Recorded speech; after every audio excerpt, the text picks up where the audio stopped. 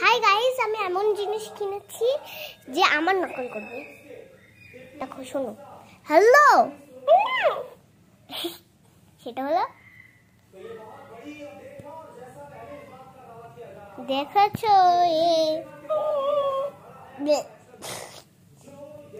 এ দেখো, এতে নিজের গান আছে, এর নিজের গানও আছে। আমার কপি করছে।